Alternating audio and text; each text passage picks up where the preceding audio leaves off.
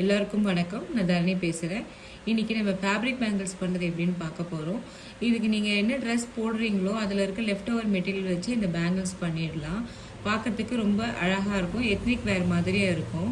இன்றைக்கி இதுக்கு செய்ய தேவையான மெட்டீரியல்ஸ் பார்க்க போகிறோம். பிளாஸ்டிக் பேங்கிள், அதுக்கப்புறம் நம்ம எந்த ஃபேப்ரிக்கில் பண்ண போகிறோமோ வளையலோட மெஷர்மெண்ட் எடுத்துகிட்டு அதுக்கேற்ற மாதிரி கட் பண்ணிக்கோங்க.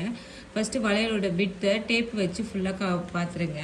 இப்போ இந்த வளையலோட வித்து பார்த்தீங்கன்னா கீழேருந்து மேலே வரைக்கும் கொண்டு போகிறோம் 1 இன்ச்சு. லென்த்து ஆசிட்டிஸ் வச்சுட்டு எக்ஸ்ட்ரா ஒரு 2 இன்ச்சு விட்டுருங்க. அப்புறம் என்ன கலர் ஃபேப்ரிக் எடுத்துருக்கோமோ அதுக்கு த்ரெட்டு நீடில் இன்சர்ட் பண்ணி வச்சுக்கோங்க. இப்போ பேங்கில் கிளாத்தோட சென்டரில் வச்சுட்டு ஒரு பக்கத்தை மடிச்சுட்டு அதில் நீடில் இன்சர்ட் பண்ணிவிடுங்க. ஸோ மேலே இன்னொரு சைடை கீழே இருக்க பக்கத்துக்கு மேலே வச்சு நீடில் மேலே எடுத்துருங்க. விட்டதுக்கப்புறமா நீடில் வந்து வளையலுக்குள்ளே விட்டு எடுத்துருங்க. அப்போ உங்களுக்கு சிக்காமல் கரெக்டாக வரும். இப்போ பாருங்கள், கீழே இருந்து இன்சர்ட் பண்ணுறோம், மேலே குத்திட்டு கரெக்டாக 2 கார்னர்லேயும் குத்துங்க. கீழே கார்னரில் குத்துற மாதிரியே மேல் சைடு வரும்போது மேலே கார்னர், அப்போ நமக்கு கார்னர் டு கார்னர் கரெக்டாக க்ளோஸ் ஆகி நமக்கு ஸ்டிச் பண்ணது பார்க்கும்போது நீட்டாக அழகான ஃபினிஷிங்கில் வரும். அதே மாதிரி இது பாருங்கள், கீழே குத்திட்டு மேலே எடுத்துருங்க. நீடில் ஒவ்வொரு தடவையும் வளையலுக்கு நீங்கள் உள்ளே விட்டு வெளியே எடுத்துருங்க. இதே மாதிரி த்ரூ அவுட் த பேங்கிள் வந்து நீங்கள் ஃபுல்லாக வந்து ஸ்டிச் பண்ணி எடுத்துருங்க. கரெக்டாக அந்த கீழ் பொசிஷனில் குத்திட்டு மேலே எடுத்து பண்ணிங்கன்னா உங்களுக்கு அந்த ஸ்டிச் பண்ணுற போர்ஷன் வந்து கரெக்டாக க்ளோஸ் ஆகி ரேப் மாதிரி க்ளோஸ் ஆகி உங்களுக்கு உள் சைடு பார்க்குறதுக்கும் ரொம்ப நீட்டாக இருக்கும். ஸோ பேங்கிள் ஃபுல்லாக இதே மாதிரி ஸ்டிச் பண்ணி எடுத்துருங்க. நான் எண்டு போர்ஷன் வரும்போது அந்த எண்டை வந்து எப்படி உங்களுக்கு மடித்து தைக்கிறதுன்றதை காமிக்கிறேன். இப்போ பாருங்கள், நம்ம எண்டு வந்துட்டோம். எண்டு வரும்போது நம்ம பேங்கில் ஆரம்பிக்கும் போது ஓப்பனாக தான் ராயல்ஸ் தான், மடிக்கலாம் இல்லை, அப்படியே வச்சு தான் தைச்சிருந்தோம்.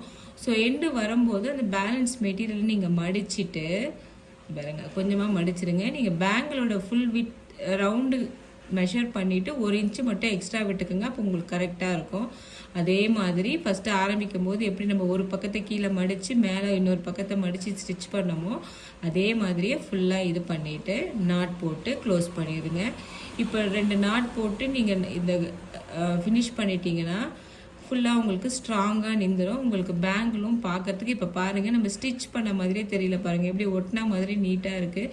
நம்ம இதே கம் பண்ணோன்னு வச்சுக்கோங்களேன், அது வந்து பின்னாடி நிறைய கம்மு வரும், அது பார்க்க கொஞ்சம் நீட்டாக இருக்காது. வேற நம்ம ஸ்டிச் பண்ணி பண்ணோம்னா பேங்கிள் பார்க்கறதுக்கு நமக்கு ரொம்ப அழகாக இருக்கும்.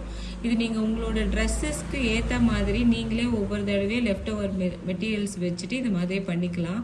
இது பார்க்கறதுக்கு ரொம்ப அழகாக இருக்கும், கிஃப்டிங் பர்பஸ்க்கும் ரொம்ப நல்லாயிருக்கும். இப்போ இது ஃபுல்லாக நான் ஸ்டிச் பண்ணி முடிச்சுட்டேன். அதே மாதிரி க்ளோசிங் நாட்டும் போட்டு இது பண்ணியாச்சு. இப்போ இதுக்கு அடுத்த ஸ்டெப்பு பார்த்திங்கன்னா இதே மாதிரி நீங்கள் அடுத்த பேங்கிள்லையும் பண்ணிக்கோங்க. இதுக்கப்புறமா நம்ம சைடில் 2 பேங்கிள் பண்ண போகிறோம். இதுக்கு மெல்லிசான பிளாஸ்டிக் பேங்கிள் எடுத்துக்கோங்க.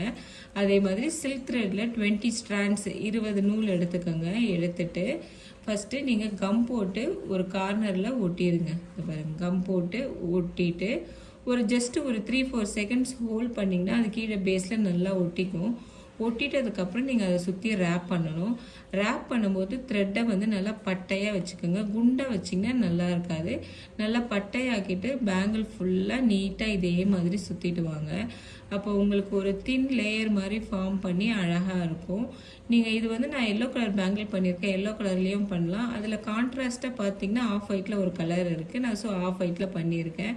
எண்டு போர்ஷன் வரும்போது கொஞ்சமாக எக்ஸஸாக விட்டு கட் பண்ணிவிட்டு கம்மை அப்ளை பண்ணி பேங்கிளுக்கு கீழே அந்த த்ரெட்டை கொண்டு போய் ஒட்டிடுங்க.